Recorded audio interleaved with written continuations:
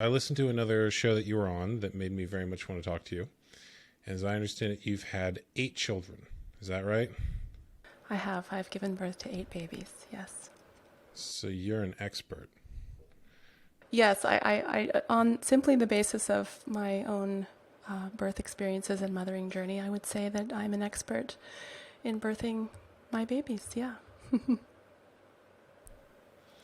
I think that's important because a lot of people frame expertise in credentials more than experience. So when it comes to birth, what is your overall philosophy if someone like myself is having a kid and is in that stage of like I'm not quite sure what to do, or like it's the first child we're having, so we're you know I, I noticed that in myself preparing, there's a desire to know or be prepared for every single scenario. But what is it that we, when we're having children, should actually be focused on, or that actual what is it we need to do to prepare? Yeah, that's a really big question, I think, for us especially in this very complex, overly complicated world. I think in many ways the the biggest task ahead of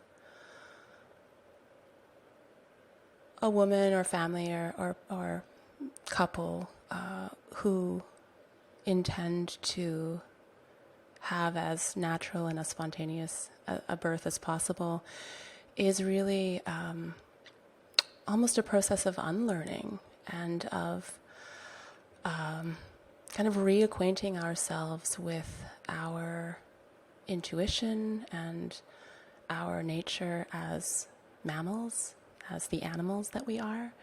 And that's a tricky thing in a culture that is so highly mediated by technology and by, I would argue, many sort of layers of mind control and indoctrination that have pulled us away from the natural world and from the sort of beautiful simplicity of our bodily processes.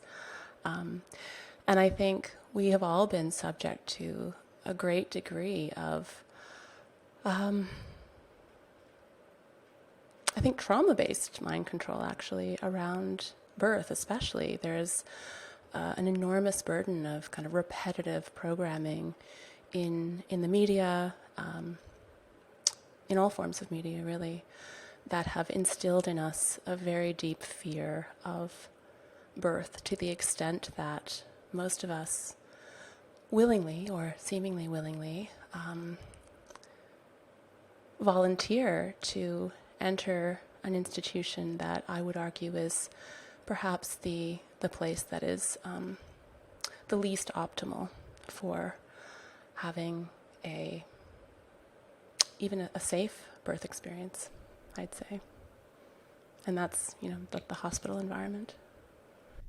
So I went into this knowing a lot about the pitfalls of the hospital environment because of the documentary I did on the issue of circumcision. And I even starting, or now going to be a father in August. Although I've had people correct me before, I'm a father already, but we're just getting ready to meet face to face. I've noticed that I am aware of a lot of the things that can go wrong in hospital birth, but I did not have as clear a picture of what could go right in home birth or natural birth. And so I think a lot of people have a picture of birth that comes from TV and cultural propaganda of various forms that on some level, I would hope most people in my audience are aware is not a truthful picture or an incomplete picture. But what does a natural, healthy, best possible version of birth look like for those people who maybe haven't seen that or don't know what that looks like yet? Yeah, that's a great question. And actually, there is quite an enormous variety of possible experiences that fall within the realm of normal, probably a much wider scope of what normal, even optimal, can look like than we've been led to believe in this culture. So to kind of sum it up, I would say that birth, in my experience, and I have birthed my own 8 babies, and actually I'm pregnant with my 9th baby right now. Congrats. Thank you. And I've also supported many, many mothers over the years, over the almost 20 years that I've been an independent birth witness or traditional birth attendant. And what I've come to know to be true is that birth tends to work best when it is least interfered with. Now, that term interference is probably sounds very subjective, and it is, and what we're kind of circling around is this idea of what so-called normal spontaneous birth really looks like. And that shouldn't be a really complex question, but it is, because so very few of us have really encountered that, right? And birth is wild. Birth is a wild experience, and the more that, or the more that mothers are supported, more is not quite the right word, the better that mothers are supported. When mothers are supported in a way that allows for them to have the sort of full scope of that experience with as little control and management as possible, I think the safer that birth tends to be. So the processes and procedures of industrial birth are, when you really start to delve into not just the scientific studies, of which there are many, and there are lots of, I think, flaws in the way that science is conducted. But when you start to kind of overlay the scientific studies that are available on childbirth with the fundamental physiology of birth and how mammalian birth works, because mammalian birth is really very similar across species, right? Then you start to discover that industrial birth is really rooted in processes and procedures that are almost entirely arbitrary and that really are not based on evidence. In fact, what I found is that industrial birth is so profoundly arbitrary that it's almost kind of created its own sort of twisted internal logic. It's sort of formed its own almost absurd internal world that has come to really dominate so completely the public consciousness around birth. And I mentioned this sort of idea of trauma-based mind control, and I really do believe that is what industrial birth is kind of rooted in. That's the sort of foundational thrust of industrial birth. It really is, excuse me, in my view, a kind of a form of ritualized ceremonial abuse. And I know that sounds very extreme, but if you look at the fundamentals of how we understand ritual abuse, again, in the context of what constitutes physiological birth, health professionals really don't have any context for the latter. So, there's this story, this narrative that industrial birth is founded on evidence-based care, but I see it more as being rooted in a kind of liturgy, repetitive practices that serve to indoctrinate the mother and subsequently her baby into her new role, sort of her new identity, as part of this culture. And really, birth is always a form of initiation into a particular worldview. And the worldview that we are currently enmeshed in emphasizes our dependency on the supremacy and authority of doctors and of the state. And I think those two are very, very much connected. I see doctors and their influence as being kind of part of governmental control in many ways.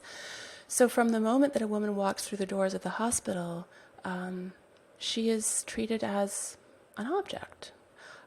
She's tagged with an identity bracelet. Most often she is given an IV port, well before there's any indication whatsoever that she may actually require IV fluids or intravenous medications. And, this is in service to making her strange to herself in a way, of creating a sense of disorientation and of reinforcing this notion that a birthing mother is infirm. She's a patient at the mercy of those who supposedly have a far greater knowledge, understanding, and authority over her own body and her baby than she does. And, from that point onwards, she has really no objective control over anything that takes place. Conversely, when women choose to decline that system and to stay home and to birth under their own authority, the entire experience is completely different from beginning to end, hopefully. And there are some issues there too, because midwifery has changed a lot. The face and the quality of midwifery has changed greatly over the past 40 years. So interestingly, midwifery has been effectively appropriated by the medical industrial complex in many ways. And what we see so much of now is midwives, well-meaning midwives, importing many of those same hospital attitudes and routines and procedures into a home setting, and so there's a lot of complexity there. But from the moment, like I said, a woman steps into the hospital system, she is being subjected to a range of interferences and interventions that begin, for example, just with the environment itself. She's subjected to bright lights and a constant stream of strangers coming in and out of her room, and even those factors, which may seem negligible, do have, especially when someone understands the chemistry and the hormonal structure and the physiology of the birth process. Even those seemingly small interferences have a profound effect on our ability to process the intensity of birth. And I don't mean in a conscious way. This is all happening on a biological level, right? And so just in terms of bright lights or strangers being in the room, our body's capacity to properly create and excrete the amazing concoction of natural analgesic drugs that not only make birth bearable, but even pleasurable in many cases, and which allow birth to proceed normally, is impacted. When a mother is under any form of additional additional stress, her body is receiving the message that she is not safe, and her birth process will often halt. And of course, failure to progress is one of the many justifications for the implementation of the use of so-called labor-enhancing drugs like Pitocin. And this kind of begins that cascade of interventions that many people are familiar with.